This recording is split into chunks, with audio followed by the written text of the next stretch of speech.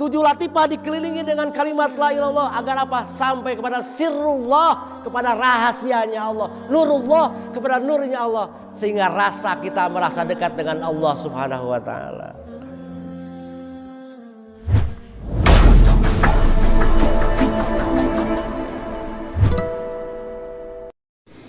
Assalamualaikum warahmatullahi wabarakatuh.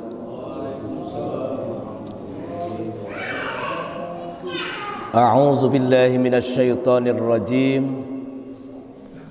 Bismillahirrahmanirrahim. Alhamdulillahi rabbil alamin. Wa bihi nasta'inu ala umurid dunya waddin. Sayyidina Muhammadin khatamil anbiya'i wal mursalin wa ala alihi wa ashabihi ajma'in. Amma ba'd. Faya ayyuhal hadirun ittaqullaha haqqa tuqatih wa la tamutunna illa wa antum muslimun. Wa qala Allah ta'ala fil Qur'anil Karim, a'udzu billahi minasy syaithanir rajim. Subhanallazi asra bi'abdihi lailam minal masjidil harami ilal masjidil aqsa allazi barakna haulahu linuriyahu min ayatina innahu huwas sami'ul basir. Wa qala aydan hafizu 'alas salawati was salatil wusta. Ilahi anta maksudi wa ridhaka matlubi a'tini mahabbataka wa ma'rifatak. Hadratul mukarramun, para hadirin yang berbahagia yang dimuliakan Allah Subhanahu wa taala, wabil khusus Al-Mukarram Kersana Bapak Ustadz Tamamul Khair selaku Ketua LDTKN Pondok Pesantren Suryalaya,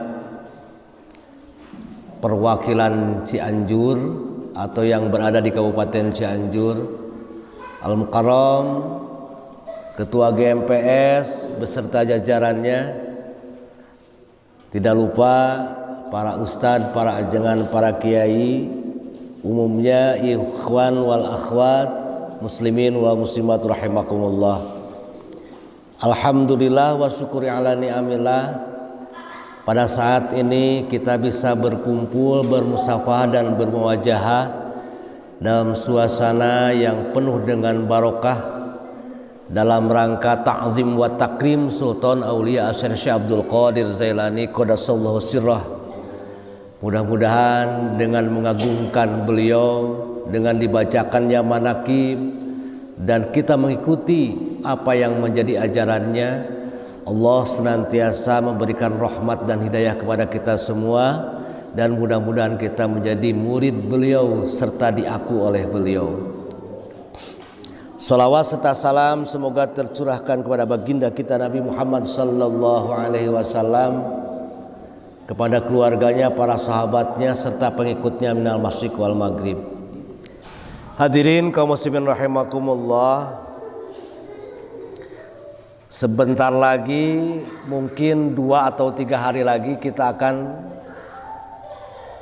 bertemu dengan bulan yang mulia, yaitu bulan Rajab, di mana seluruh umat Islam, khusus yang ada di Indonesia, semuanya melaksanakan atau memperingati Isra wal Mi'raj, yaitu diberangkatkannya Rasulullah SAW mulai dari Masjidil Haram ilal Masjidil Aqsa, dan pada saat di Sidratul Muntaha dia bertemu dengan Allah dan mendapat perintah dari Allah melaksanakan sholat yang 5 waktu. Jadi bulan Rajab itu bisa dikatakan hari jadinya sholat, gitu. Karena sebelum Rasulullah Isra wal Mi'raj itu belum ada perintah sholat. Boleh dikatakan bahwa bulan Rajab itu hari jadinya sholat. Sebagaimana Allah Subhanahu wa taala berfirman dalam surat Al-Isra, A'udzu billahi minasyaitonir rajim. Subhanalladzi asra bi 'abdihi lailam minal masjidil harami ilal masjidil aqsa alladzi barakna haulahu linuriyahu min ayatina innahu huwas samiul basir. Subhanalladzi, maha suci Allah, alladzi asra, maha suci Allah yang telah memberangkatkan. Jadi makna asra di sini walaupun fi'il madi, keistimewaannya ditambahan alif itu, ditambah alif ya. Jadi asra berarti di situ ada yang memberangkatkan. Kalau saroma telah berangkat berarti Nabi Muhammad yang berangkat sendiri. Kalau asra telah memberangkatkan, jadi ada kuasa Allah, ada kudrah Allah yang memberangkatkan. Gitu. Subhanalladzi asra bi 'abdihi, maha suci Allah yang telah memberangkatkan bi 'abdihi kepada hambanya, yakni Nabi Muhammad sallallahu alaihi wasallam. Dari mana? Minal masjidil harami ilal masjidil aqsa, dari masjidil haram ke masjidil aqsa. Masjidil haram adanya di Mekah, masjidil aqsa adanya di Palestina atau Yerusalem. Palestina atau Yerusalem itu adalah tempat lahirnya nabi-nabi sebelum Nabi Muhammad sallallahu alaihi wasallam. Hadirin kaum muslimin rahimakumullah, ada lagi yang perlu kita garis bawahi. Kenapa menggunakan bi abdihi? Nah ini, abdun itu hamba. Kalau menurut dalam bahasa Arab, abdun itu hamba, isimnya isim nakiroh, artinya mempunyai makna yang luas. Ya, yang namanya hamba kita juga hamba, bapak-bapak juga hamba, hadirin sekalian juga hamba. Walaupun sebenarnya rujukan abdun di sini adalah kepada Nabi Muhammad sallallahu alaihi wasallam, tapi bisa kita garis bawahi, bukan saja nantinya Nabi yang bisa Isra dan Mi'raj, kita pun bisa Isra dan Mi'raj. Gitu. Hadirin kaum muslimin rahimakumullah, ayat ini menunjukkan memang sejarah bagaimana Rasulullah bisa Isra wal Mi'raj, lailan dalam satu malam. Gitu kan? Dalam satu malam. Dari mana? Minal masjidil harami ilal masjidil aqsa, dari masjidil haram ke masjidil aqsa. Diteruskan sampai ke Sidratul Muntaha dan bertemu dengan Allah. Di sana Rasulullah mendapatkan perintah dari Allah untuk umatnya melaksanakan sholat yang 5 waktu. Walaupun ada proses-proses 5 waktu ini, ada yang mengatakan sebelumnya 50 waktu, terus ditawar. Yang terpenting sekarang kita disuruh melaksanakan sholat 5 waktu, itu aja. Bagaimana hubungannya dengan amaliyah kita? Sungguh sangat berhubungan sekali. Karena ini adalah masalah sholat. Lihat dalam surah Al-Baqarah ayat 238, hafizu 'alas sholawati was sholatil wusta. Jagalah sholatmu dan sholat yang di tengah. Jagalah sholatmu dan sholat yang di tengah. Maksudnya sholat-sholat kita harus dijaga. Jangan sampai punya anggapan bahwa orang yang melaksanakan atau yang mengamalkan thariqah itu cenderung mengesampingkan syariat atau mengesampingkan ilmu fikih. Ini yang jadi berbahaya. Bahkan jangan sampai ada anggapan cukup kita dengan hanya melaksanakan thariqah zikir saja tanpa kita melaksanakan sholat. Sementara zikir yang kita kerjakan Thariqah Qadiriyah Naqsabandiyah itu diawali dengan sholat dulu. Maka dari itu kita harus mampu menjaga sholat yang 5 waktu ini. Bukan saja waktunya saja, tapi termasuk tata cara melaksanakan sholat sesuai dengan tuntunan fikih. Di dalam penafsiran Quran, khususnya dalam ilmu tasawuf, bahwa yang dimaksud dengan sholatil wusta ayat sholatul qalbi, sholatnya hati. Karena wusta itu maknanya itu tengah, sementara hati ada di tengah. Jadi di dalam kitab Silul Asror yang dimaksud sholatil wusta itu adalah sholatnya hati. Jadi kita harus mampu menjaga sholat yang 5 waktu, mulai dari rukun-rukunnya dalam sholat, termasuk sholatil wusta, sholat yang ada di tengah, yakni sholatul qalbi, sholatnya hati. Nah, Allahu Akbar menurut fikih sah. Bagaimana menurut tasawuf? Tapi hatinya kemana-mana, qalbunya gak ikut sholat. La sholata illa bi khuduril qalbi.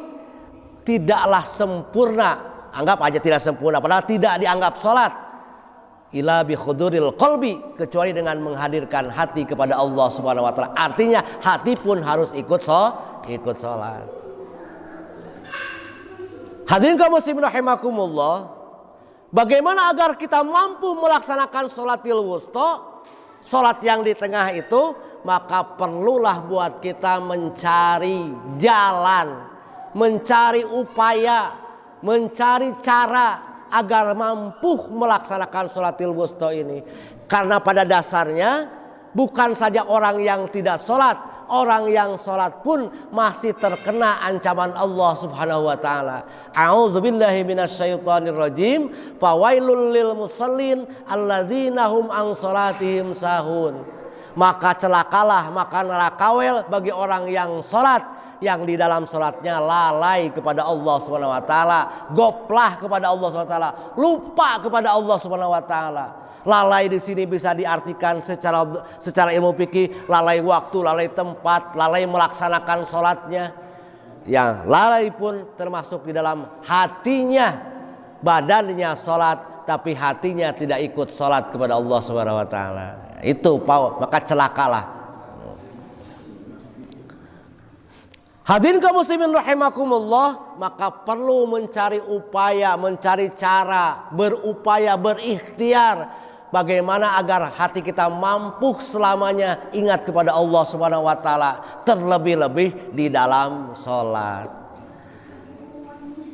Maka ada yang namanya metode Thariqah Qadiriyah Naqsabandiyah yang memberikan solusi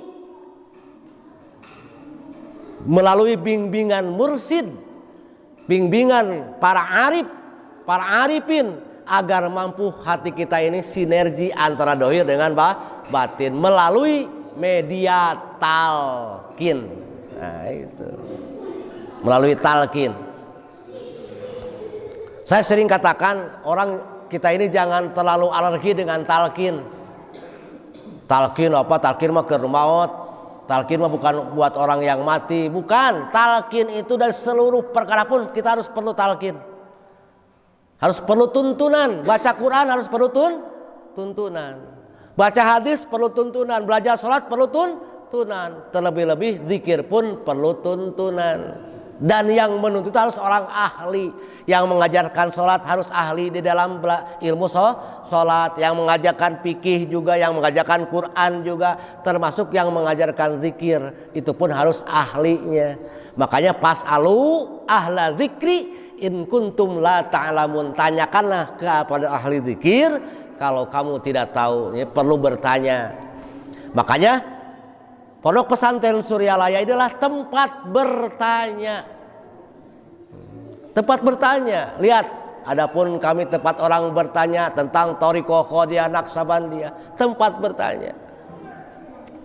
Jangan dipaksa kamu harus masuk Thariqah, tidak. Karena apa? Karena syaratnya ketika dia bertanya ada feedbacknya. Mau diamalkan enggak?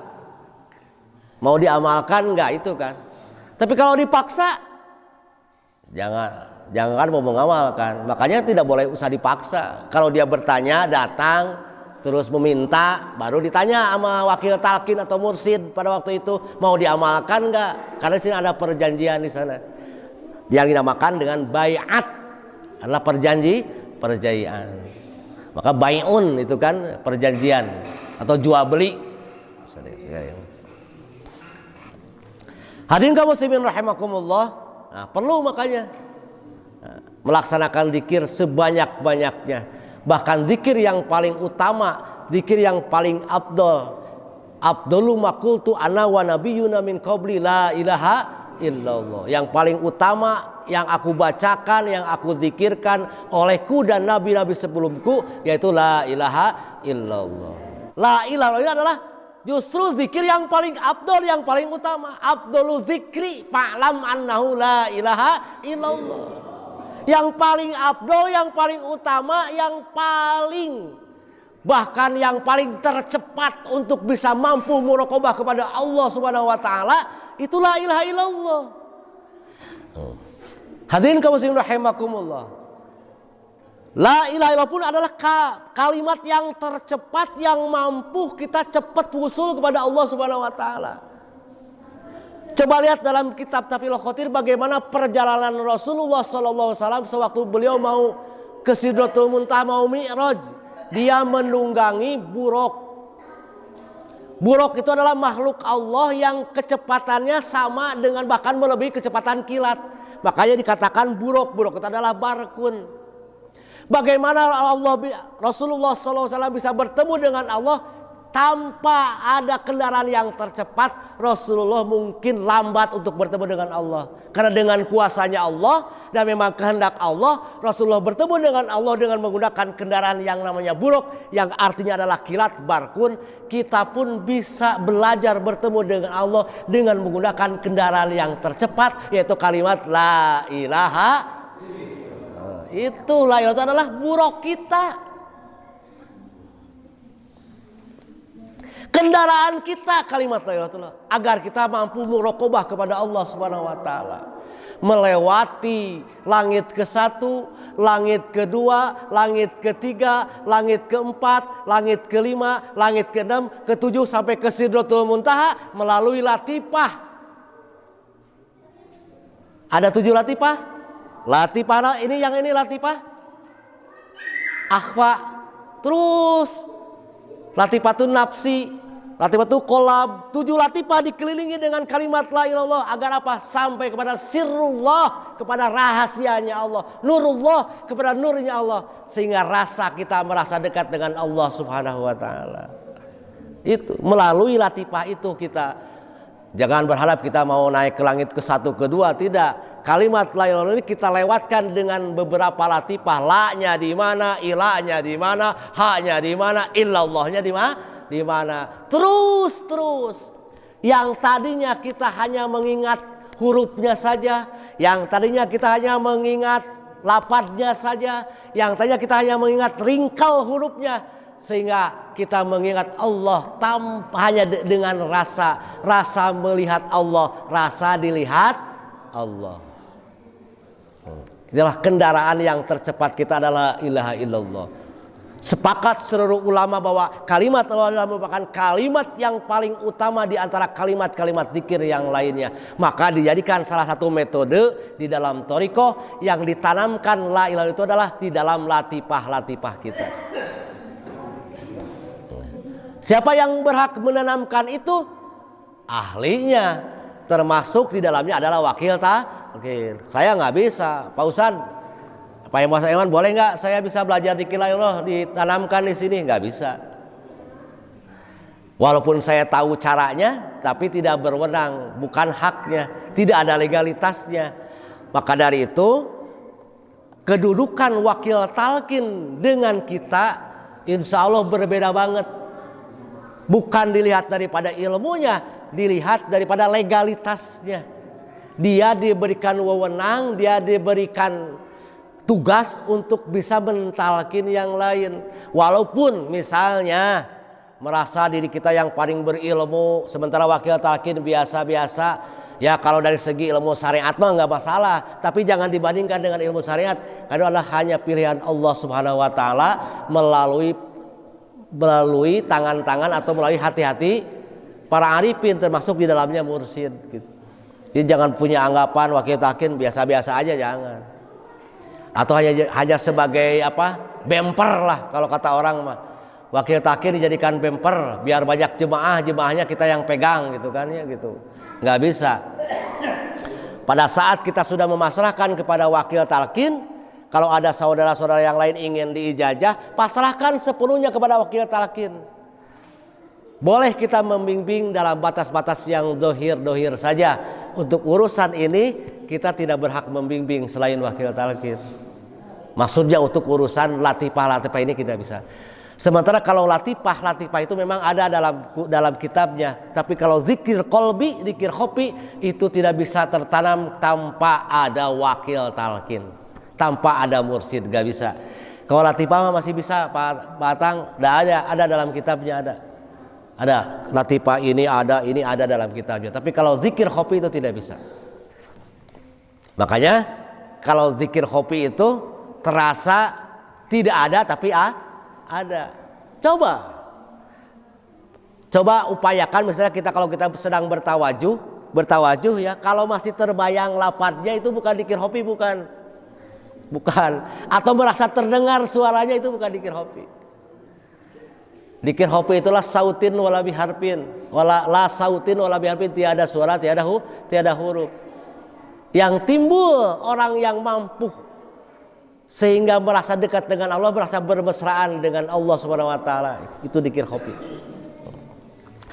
Hadirin kaum muslimin rahimakumullah. Makanya hubungan dengan kitab Manqobah yang tadi, manakib yang tadi, ialah kendaraan tercepatnya ini. Tadi dibacakan sebahagian oleh Qori, soalnya itu tentang rojab, makanya saya bahas rojab aja. Nah, kendaraan tercepatnya itu gitu. La ilaha illallah. Dan teknik dalam melaksanakan zikir la ilallah ini ada beberapa. Pertama, saya ingat masih Pangersaang bilang, man, kalau zikir tuh begini. Pertama gigi satu dulu, la ilaha illallah, la ilaha illallah. Udah mulai nih. Masa di gigi satu terus, kapan mau nyampainya? Taikin gigi dua, la ilaha illallah, la ilaha. Taikin lagi, la ilaha illallah. Taikin lagi, la ilaha illallah, la ilaha illallah. Taikin lagi, udah please baru, la ilaha illallah, la. Jadi nikmat. Kadang-kadang kalau kita sedang berzikir, kadang-kadang tetap stuck di situ. Gigi dua. Coba orang yang biasa membawa mobil atau motor, kalau giginya tidak naik-naik, kan terasa nggak enak ya. Gitu. Makanya perlu ada ritme. Makanya terus terang dulu waktu zaman masih Jumeneng Pangersaang, terasa tuh nikmat zikir itu. Minimal secara nafsu dulu aja lah, nikmat itu. Ada ritmenya. Makanya dari sekarang diupayakan para makmum ikuti imam, bagaimana imam maunya kemana. Imam mau naikin ke gigi 2, makmum ikut gigi 2. Ini imam udah gigi 4, makmum masih gigi 1 aja. Pengaruh itu, mempengaruhi.